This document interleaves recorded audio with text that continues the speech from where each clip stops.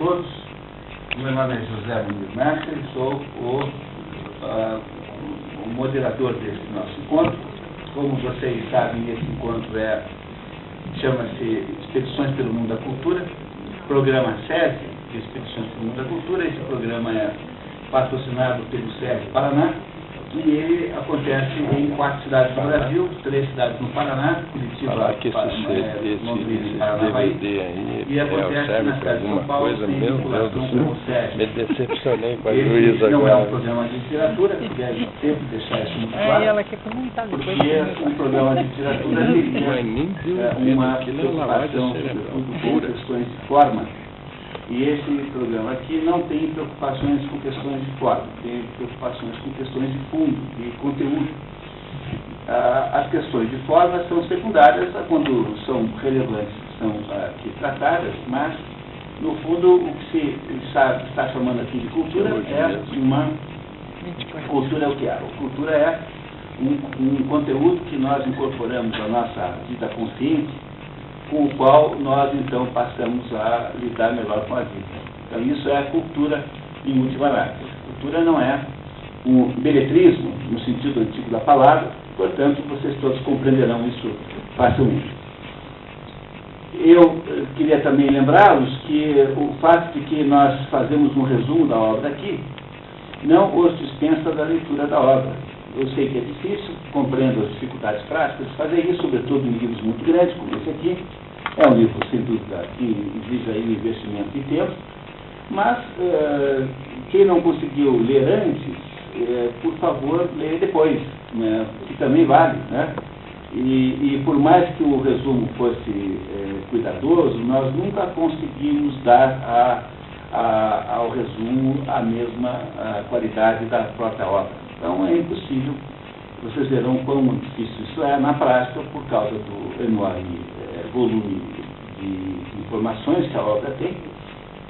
E também queria dizer que esse programa continuará em 2008. Já existe uma programação dos 20 encontros de 2008. O programa de Curitiba é o programa mãe, quer dizer, todos os livros que estão feitos no programa acontecem primeiro aqui. E a lista dos programas de 2008 está disponível com a Patrícia, com quem vocês encontraram ali na entrada. Basta pedir a ela. Ali a lista, não só os livros, como as datas. Também todas as datas já estão pré-estabelecidas. Em Curitiba e São Paulo, os encontros são sempre aos sábados, sempre depois do almoço às 3h30 da tarde. Todos eles sempre duram 4 horas. Que não há modo de... tempo esse que é difícil de reduzir, por causa da nossa metodologia que envolve aqui a leitura do resumo do livro. Então, tendo dito isso, né, podemos começar a entrar no assunto de hoje. O nosso livro de hoje é o livro chamado Dom Quixote, de Miguel de Cervantes. Então, antes da gente poder falar do livro, vamos falar um pouquinho do autor, da sua época e das circunstâncias. Miguel de Cervantes é o equivalente a Goethe para os alemães, o equivalente a Camões para os portugueses, o equivalente a Dante Alighieri para os italianos. É uma espécie de escritor nacional. É o maior escritor da Espanha, embora sempre seja difícil de avaliar essas coisas, né? E escreveu uma obra monumental, que é essa que nós leremos hoje, e que há uma coincidência muito interessante. Alguns desses autores, no fundo, o pano literário de fundo aqui do nosso assunto são os ciclos heróicos. O mais velho ciclo heróico que existe é o ciclo homérico. Então, aqueles heróis gregos lá, quem está acompanhando os desde o início já esteve aqui, já teve a oportunidade de ver a Ilíada e a Odisseia. A Ilíada e a Odisseia são livros do ciclo grego, do ciclo homérico, em que se formatou aí a tal na mentalidade grega, né?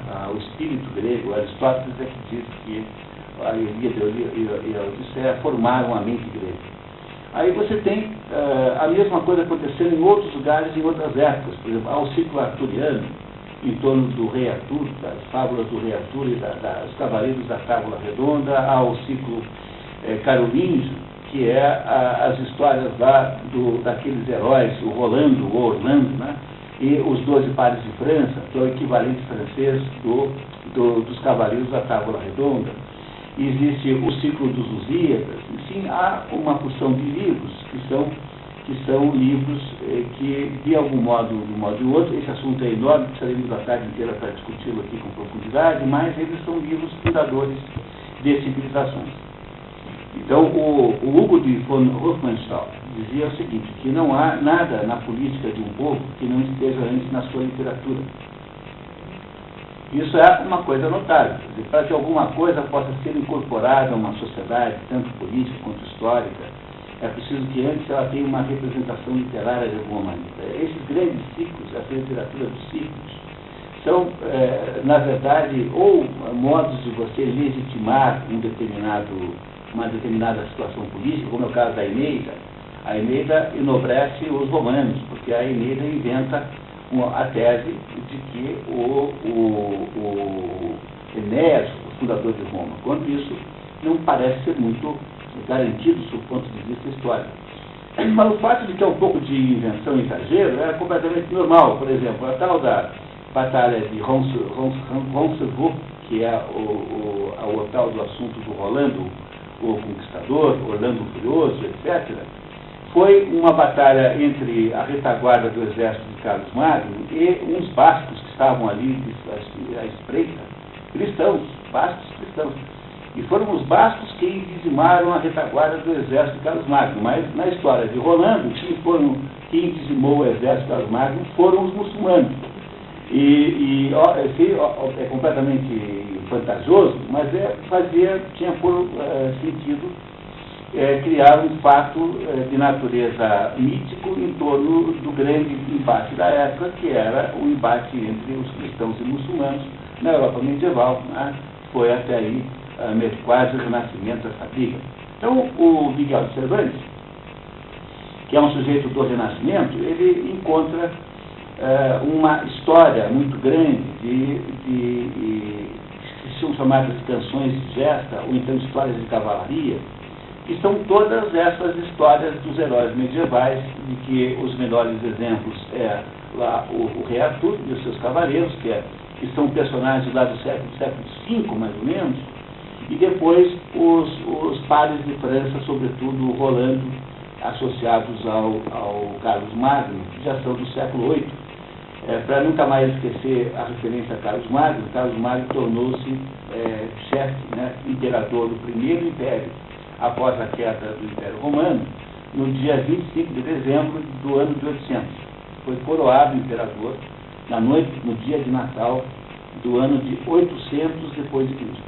Então, você tem aí esse histórico atrás da história que nós vamos ler hoje, que é o fato de que corriam pela Europa toda, em todos os lugares. Existem equivalentes germânicos a essas personagens, embora os equivalentes germânicos não tenham conotação nenhuma anti-muçulmana, porque não houve invasão muçulmana na Alemanha, mas a Siegfried, que é o equivalente alemão a esses grandes heróis medievais, são todos cavaleiros extraordinários, que, no sentido, quer dizer, em busca de, sobretudo, cultivar um amor platônico a uma mulher mítica. No caso do rei Arthur, era que se chama aqui de Genebra, mas que se chama em inglês de Guinevere, né? E você tem aí o desenvolvimento de ações incríveis.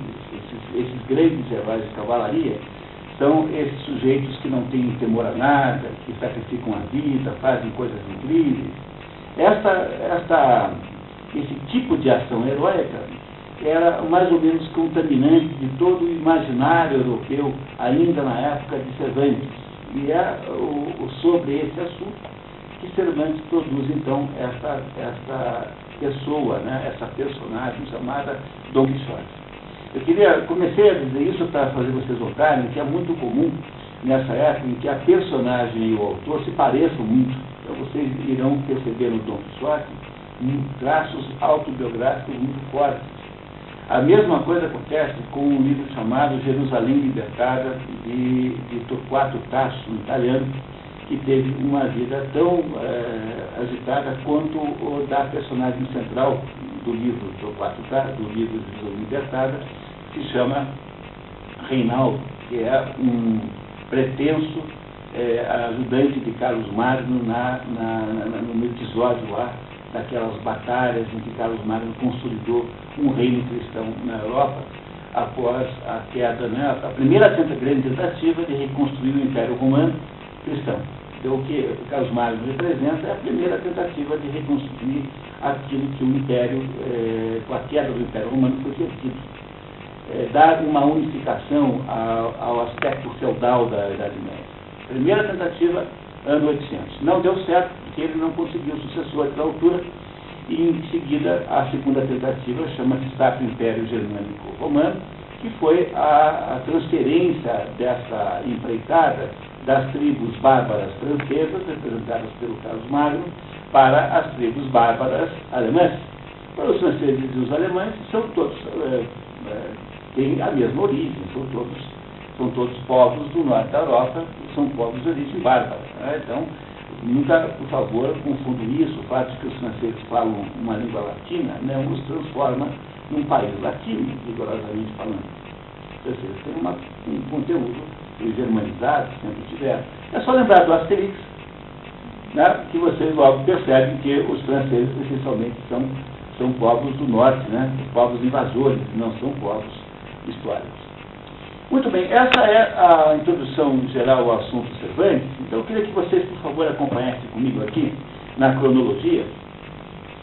Na cronologia, há uma informação muito importante. Em 1508, o romance tardio, porque em 1508 já não havia mais a atividade de cavaleiro, isso já havia sido vencido, né?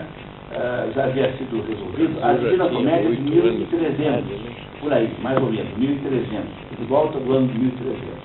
Então, em 1508 já havia um mundo muito diferente na Europa. No entanto, na Espanha ainda havia um culto, mas era um culto já tardio e decadente aos romances de cavalaria.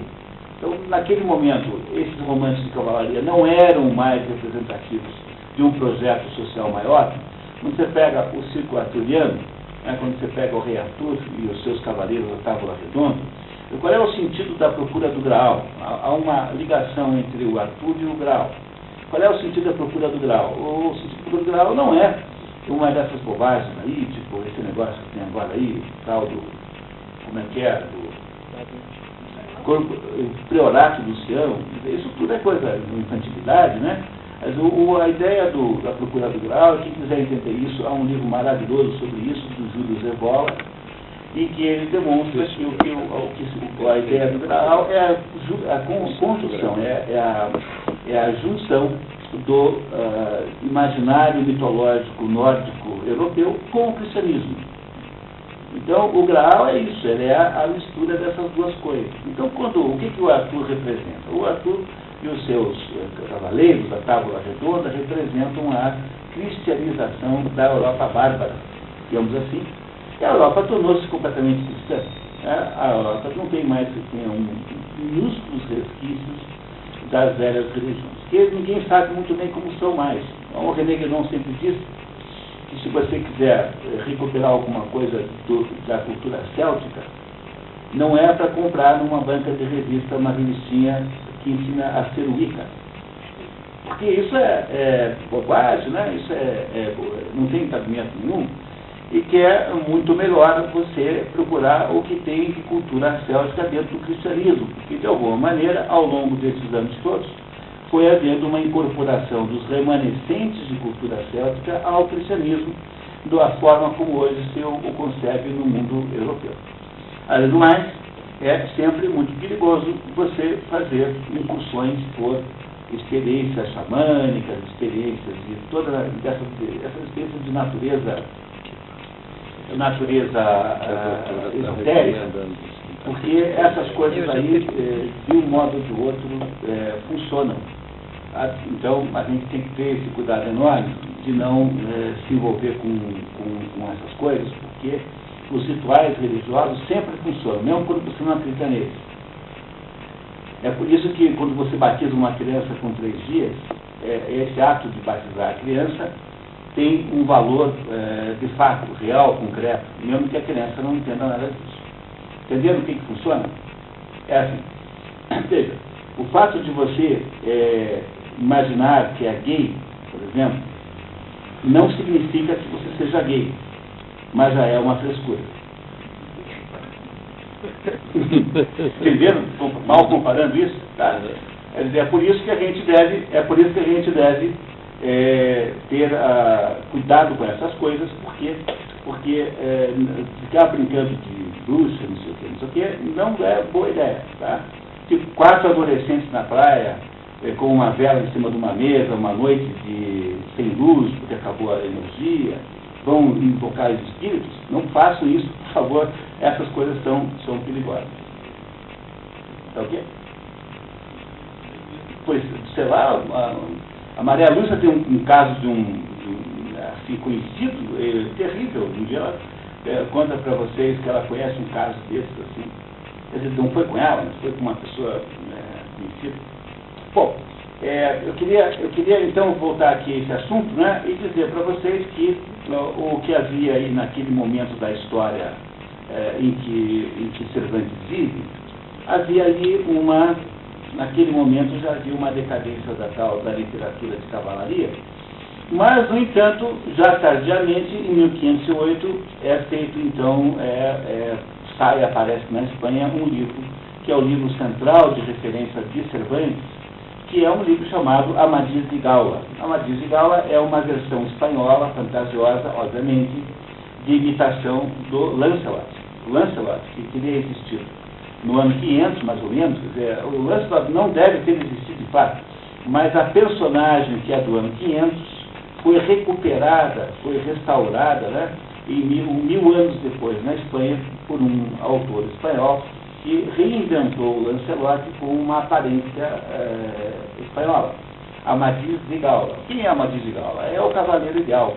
É o sujeito que não tem medo de nada, que ele enfrenta dragões, que ele fará tudo para proteger a sua amada, não é isso? Que fará tudo para defender a sua pátria, e entregará a sua vida, ele não tem nada, ele é invencível. Esse Amadís de Gaula é a personagem central da história, é essa personagem que o Cervantes quer que o Dom Quixote imite. Né? E aí então aparece logo, já é contemporâneo do Quixote, ele vai nascer 40 anos depois só. Essa obra, e em 45, apenas para vocês terem uma ideia, 1545 começa o Concílio de Trento, que é a reação católica contra a expansão do protestantismo na Europa. Nesse momento estão se formando as nacionalidades e o Concílio de Trento, então, cria uma série de modificações no rito católico, moderniza a igreja sob esse ponto de vista, cria uma porção de proibições novas que não havia antes, tudo com a intenção de tornar o catolicismo mais fácil de manter em relação a aquelas novas ameaças que eram as religiões nacionais. Cada um desses protestantismos representava uma religião nacional. Cada país criava um tipo de protestantismo para si próprio. Nem todo mundo conseguiu. Né? O sul da Alemanha, por exemplo, é católico. A Áustria é um país completamente católico. Então, mesmo dentro da Alemanha existem ainda ainda foram preservados núcleos de catolicismo, mas tudo que estava para o norte virou protestante. A Holanda virou calvinista, a Alemanha luterana e assim por diante. Cada lugar criava. A França não virou católica. Foi obra do cardeal Richelieu que não deixou. Mas a França teve um pouco de huguenotismo, né? Os huguenotes, que foi uma tentativa que não deu certo. A França é completamente católica também. Em 1547 nasce Miguel de Cervantes de Saavedra, possivelmente no dia 29 de setembro, porque é dia de São Miguel Arcanjo, e na Espanha dava-se o nome à criança exatamente igual ao nome do santo do dia. Então essa é a razão pela qual acredita-se que ele tenha nascido em 29 de setembro, porque, no fundo, ia-se lá registrar a criança na igreja 3, 4 dias depois, ninguém sabia de fato o dia exato, né? Ninguém registrava isso, né? Só registrava o dia do batismo. Então, acredita-se que tenha nascido em 29 de setembro, no dia de São Miguel, em Alcalá de Henares. Muito tempo houve muita polêmica em torno disso, hoje não há mais, uma cidade que na época era muito importante, era uma cidade universitária, próxima de Madrid, e hoje não é nada, hoje é uma cidade decadente, filho de um cirurgião prático, que é um sujeito que não tinha formação nenhuma de médico, mas fazia determinados procedimentos médicos. Rodrigo Cervantes e Leonor de Cortinas Sánchez, batizado 9 de outubro. Teve 6 irmãos, ele é aí quase o mais, está bem na metade do grupo, né? Um pouco mais de irmãos, 4 irmãos mais velhos, mais novos. Em 1551, a família instala-se em Valladolid. Rodrigo Cervantes, sendo filho do pai, que se opuseram ao casamento, é preso por dívidas, de jogo em 52. Em 53, a família muda para Córdoba, viviam se mudando, porque o pai tinha que fugir dos credores. E em 56, Filipe II, o grande Filipe II, campeão da Contra-Reforma, sobe ao trono espanhol. Esse é o momento maior de todos os momentos da Espanha. Nunca a Espanha teve tamanha grandiosidade imperial como no tempo de Filipe II. Esse é o momento mais alto de todos. Então torna-se, quando ele nasceu, se não me engano, o imperador era Carlos X, e passou a vida inteira quase toda sobre Filipe II. Isso mesmo, tá? E Filipe II sobe ao trono, apenas para ter um ponto de comparação, mais ou menos em 56, Luís de Camões teria completado os Lusíadas, e a família muda para Sevilha, na época a terceira maior cidade da Espanha. Era uma cidade muito, muito importante. Hoje não é mais, né? Mas já foi. Em 62 nasce Lope de Vega, que é considerado com Cervantes o maior de todos os escritores espanhóis. E o Cervantes reconhecia o gênio de Lope de Vega, chamava-o de monstro da natureza, quer dizer, um sujeito excepcional. Em 64, nasce William Shakespeare, em Stratford upon Avon. Portanto, Shakespeare, Cervantes, Lope de Vega, Luís de Camões, são todos contemporâneos. Fora os italianos que não estão mencionados aqui, Michelangelo, Leonardo, todos eles são contemporâneos. É como se a primavera não viesse para um jardim só. Há uns momentos assim de esplendor coletivo. Continuando, né? Muito bem, então estamos aí em 66, a família vai para Madrid, que só era a capital da Espanha desde 51, 5 anos antes. Em Cervantes estuda gramática e retórica, duas das artes liberais, as 3 artes liberais. Para falar nisso, a Realizações de São Paulo, a editora, está preparando aí as provas finais do livro Trivium. Trivium é um livro escrito pela Sister Mary Joseph, traduzido pelo Henrique de Mitério, de que eu sou, aliás, o prefaciador, e esse livro é uma maravilha, uma preciosidade, escrito por uma freira americana, que conta como é que funciona essas 3 artes liberais, a retórica, a gramática e a lógica. São as 3 artes da palavra. O quadrivium são as artes do número. Mas pela primeira vez no Brasil vai haver essa obra, que é uma maravilha, tá? Então não percam, ano que vem. Deve ter, acho que esse ano é difícil de sair, mas no começo do que vem haverá aí o Trivium da Sister Mary Joseph à venda, que é uma obra maravilhosa, magnífica e imperdível. Ele foi aprender o Trivium com esse Juan López de Hoyos, que era erasmista, era adepto de Erasmo de Roterdã, que era um sujeito que pregava um catolicismo suave, um catolicismo tolerante, complacente com as dificuldades humanas. E esse erasmismo, que quando Cervantes nasceu, imperava na Espanha, foi completamente destruído pelo Santo Ofício, que é a Inquisição espanhola. Então, toda vez que você tiver vontade de falar mal da Idade Média por causa da Inquisição, lembre que a Inquisição, que é malvada mesmo, é a Inquisição espanhola, que é uma Inquisição moderna. Nasceu com o Estado espanhol, nasceu com a entidade nacional Espanha, que só aconteceu um pouquinho anteriormente aí, né, com os reis católicos. Então, o Santo Ofício do Torquemada, que era aquele negócio cruel, não é uma obra medieval. A Inquisição romana sempre foi uma Inquisição muito menos agressiva do que o Santo Ofício. O Santo Ofício destruiu não só o erasmismo na Espanha, como destruiu em grande parte o prestígio da Igreja Católica. Mas o Santo Ofício é uma invenção moderna. Ela é uma invenção dos reis da Espanha para convencer os inimigos a ficarem mais condescendentes, se vocês quiserem falar assim, eufemisticamente. Esse erasmismo irá desaparecer na Espanha.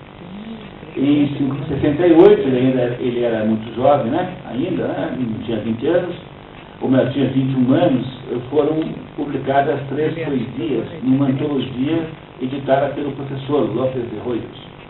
Em 69, aqui já há polêmicas, mas aparentemente, após participar de um duelo e seguir Antônio de Segura, foge em dezembro para Roma, onde encontra um ambiente social mais tolerante sem a pressão do Santo Ofício.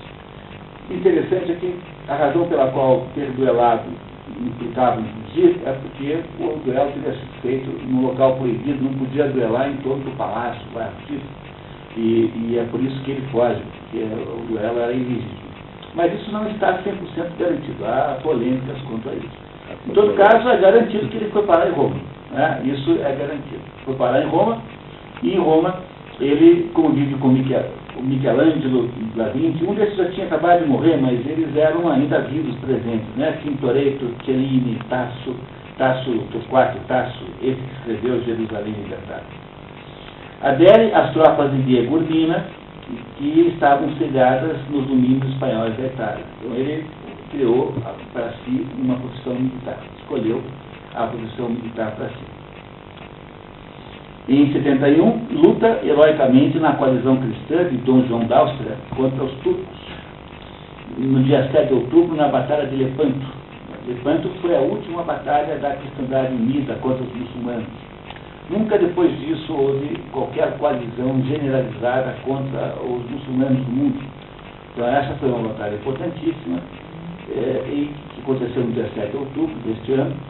E nessa batalha ele perde a mão esquerda, diz ele, para a glória da diestra. Então, perde a mão, ela é semi-decepada e os nervos são dilacerados, nunca mais ganha movimento. Ele passou a se chamar Maneta de Lepanto, ganhou esse apelido por resto da vida. O Cervantes, né? Maneta de Lepanto. Em 72, ainda faz aí algumas discussões navais aí, no Exército, sob ordens do Manuel Ponce de León, que é aquele mesmo que andava lá nos Estados Unidos procurando a fonte da juventude. Às vezes eu fui para Jacksonville, na Flórida, tinha lá a fonte da juventude do Ponce de León. E eu paguei $40 para melhorar. Vocês verem que foi o dinheiro mais gasto, mais jogado fora da minha vida, ter feito isso. Lá em Jacksonville tem lá a tal da fonte. Estou desconfiado que é uma tourist trap, armadilha para turistas bobocas. Né? Muito bem. E, continuando, né? Aqui acontece em seguida os fatos quase mais importantes da vida de Cervantes. Ele e o irmão Rodrigo, em 75, regressando em setembro à Espanha, na galera Sol, são apresados pelo pirata albanês delegado Arnaut Mani a serviço dos turcos. Como o Cervantes leva cartas de recomendação de pessoas importantes, como João da Áustria, é julgado valioso pelo pirata e levado com um sermão para Argel, onde fica 5 anos detido à espera do pagamento de resgate.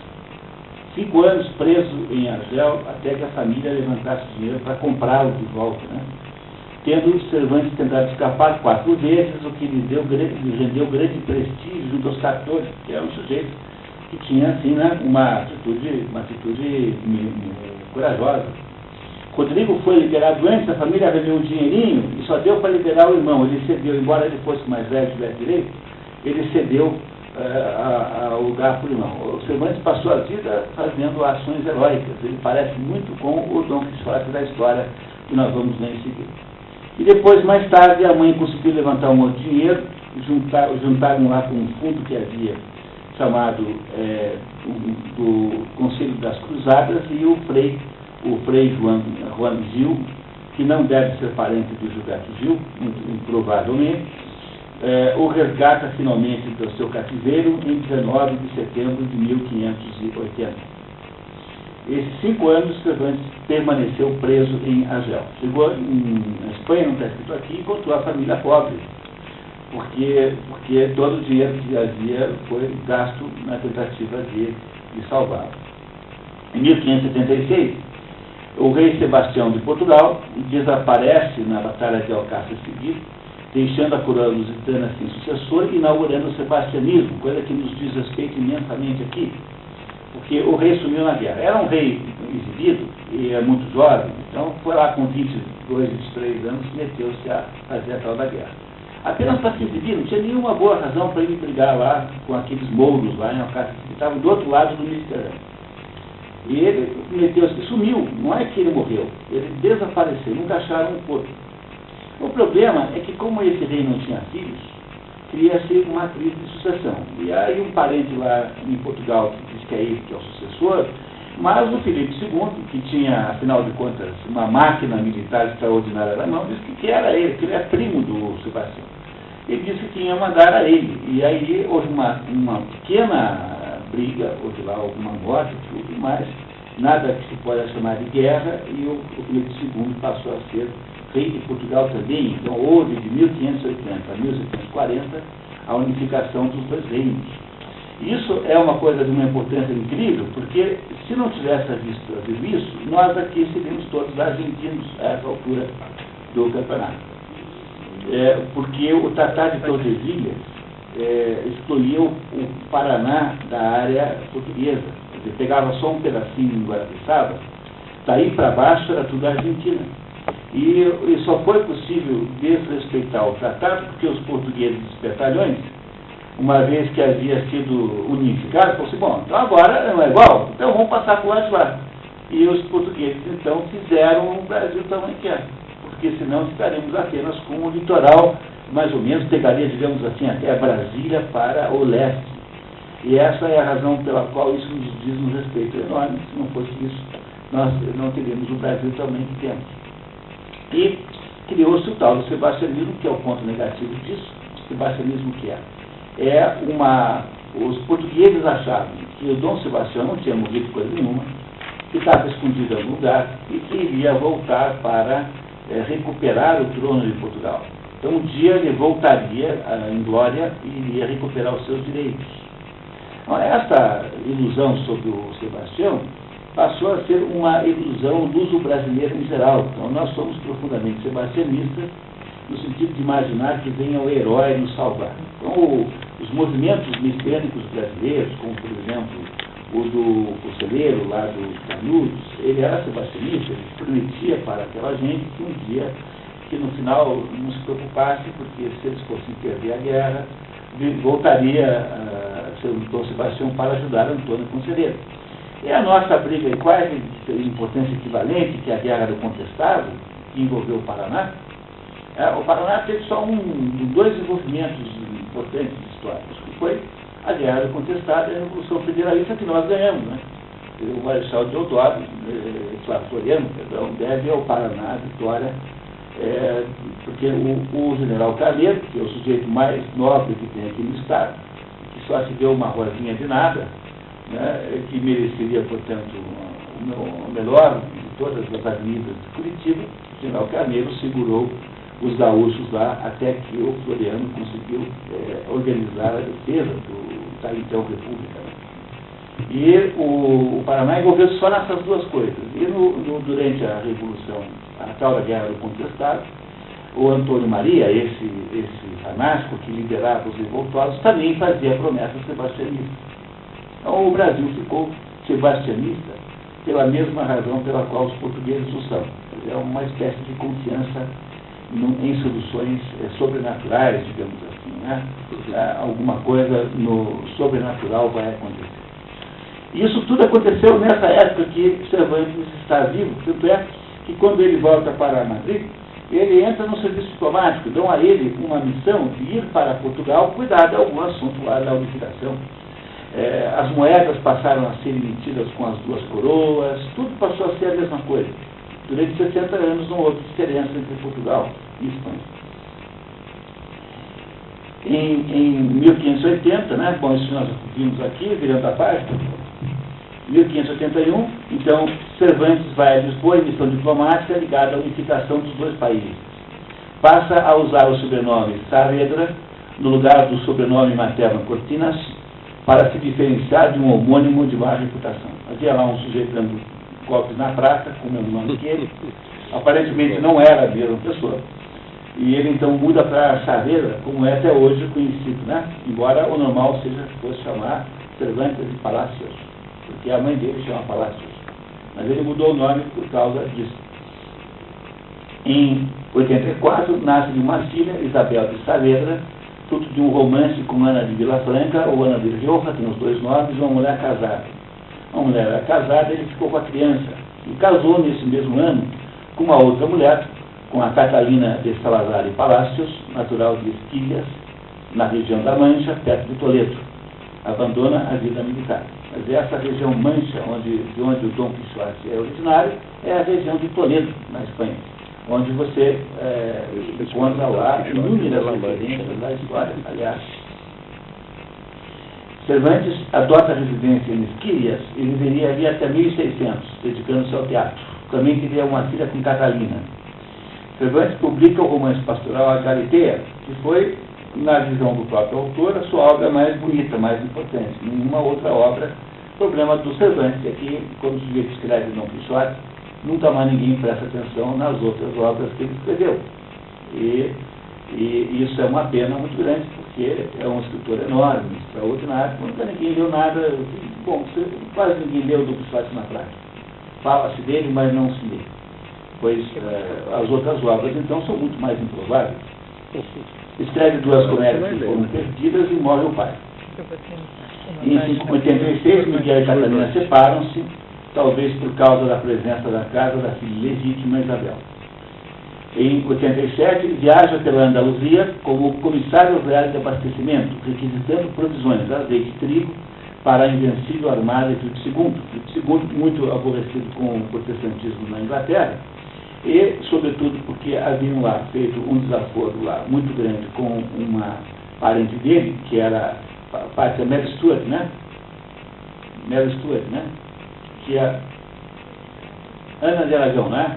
Ana de Aragão, que era parente dele, que foi sacrificada, né, pelo Henrique VIII.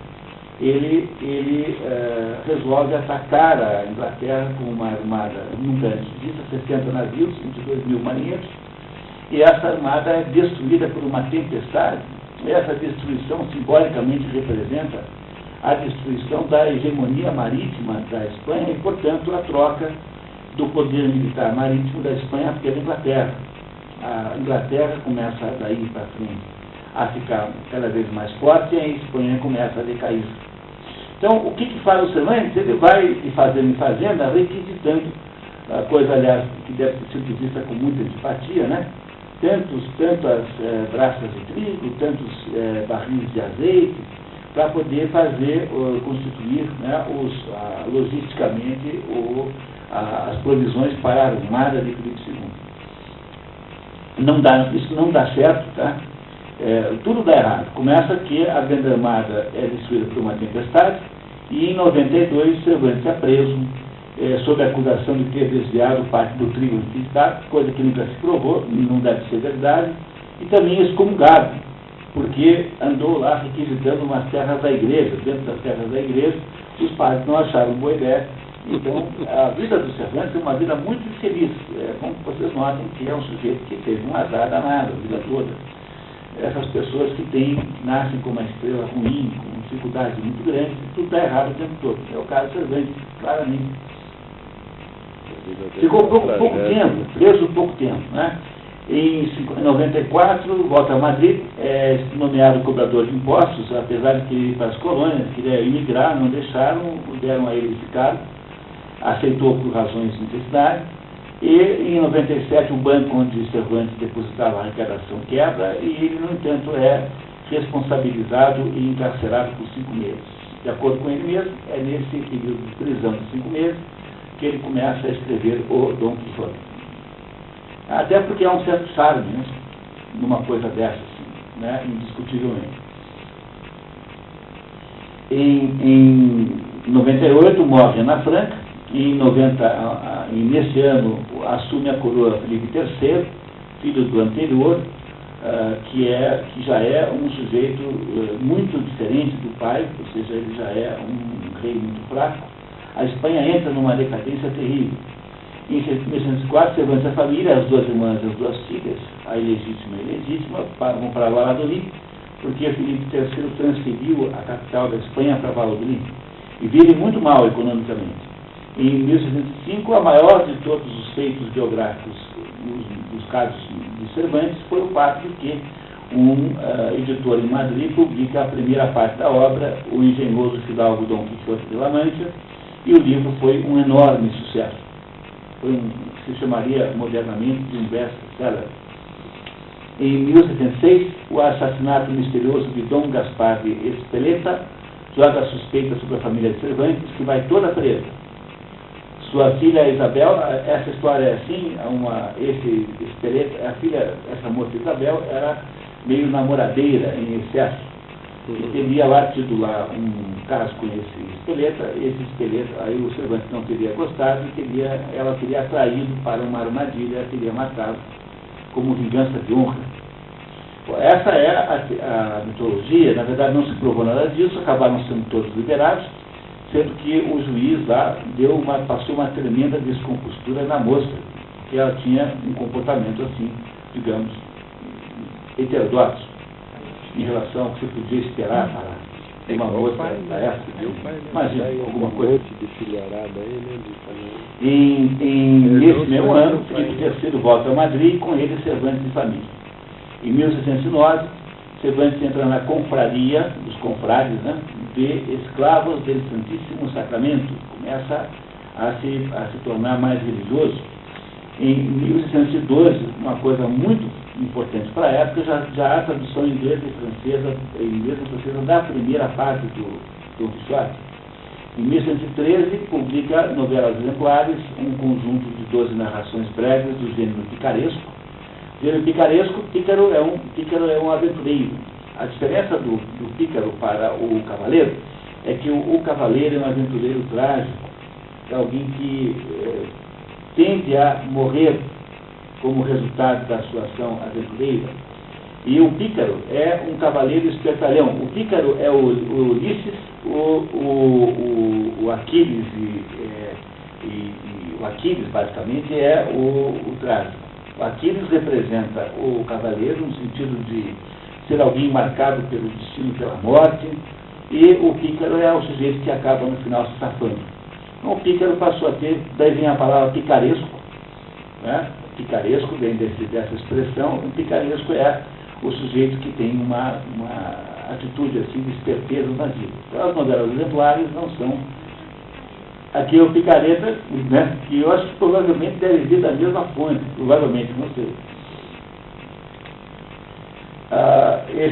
O Otto Maria Carpo diz que as novelas exemplares têm a mesma importância literária que o Dom Quixote.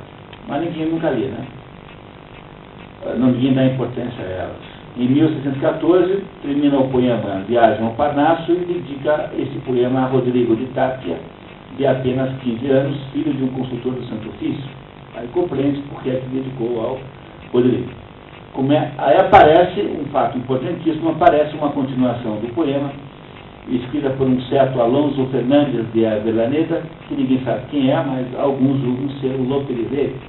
Ou seja, o sujeito fez a continuação do livro do Dom Quixote, embora não tenha assinado como Cervantes, entendeu? Não se trata de plágio. Naquela época isso não tinha muita importância, não era uma coisa incomum, porque é uma vida sem direitos autorais, né? É o mundo sem direitos autorais.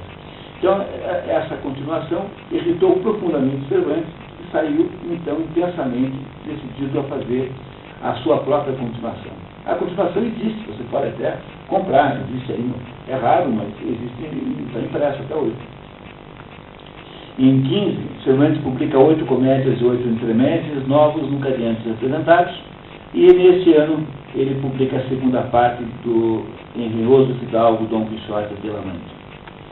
Em 16, morre em Madrid, no dia 23 de abril, e é enterrado no convento das Trinitárias Descalças. Ele já morava no convento praticamente, não se conhece mais a localização exata do túmulo, porque não foi providenciada lá. Enterraram em um lugar qualquer, não convinha alguém no convento ter um luxo como uma lata. Isso não é uma coisa que se faça com alguém, né, que deu à vida humana a verdadeira dimensão de ser uma vida sem importância nenhuma. Então não se sabe onde ele está, a qual lápide corresponde à do servente.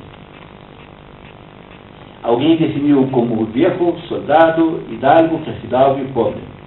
Nesse mesmo dia, 23 de abril, morre Shakespeare em Stratford upon Avon, o que seria uma coincidência incrível. No entanto, essa é uma coincidência apenas aparente, porque a Inglaterra ainda não havia adotado o calendário gregoriano. Quando você finalmente corrige a data de nascimento de Shakespeare, a data de morte de Shakespeare, ele vai cair lá no dia 4 de maio, porque há uma correção a ser feita, portanto, não houve de fato coincidência das datas de morte. Embora seja muito próximo, né, um do outro, né, tenham morrido muito próximo um do outro. E quando depois de morto, publica-se trabalhos de Perseres de Segismunda.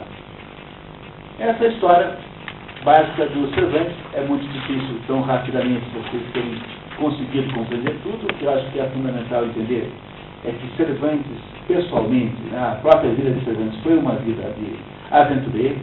Ele foi soldado, ele foi teatro, escreveu 2 ou 3 peças, não está escrito aqui, sendo a mais importante, Numância. Ele foi um comentarista da sua época, ele teve um casamento complicado, teve todo aquele problema com a filha, ele foi um sujeito que se foi aleijado na guerra, mas participou da mais importante batalha, talvez, do Renascimento, que é a Batalha de Lepanto, foi agente da batalha. Cervantes passou a vida com dificuldades muito grandes, tanto financeiras quanto pessoais. Ele não teve fortuna, morreu pobre, não sabe nem onde está enterrado, e, no entanto, escreveu uma obra extraordinária, que é Dom Quixote, que é essa que nós vamos entender agora, a partir daqui, se vocês não têm nenhuma dúvida ou consideração a fazer sobre essa primeira parte.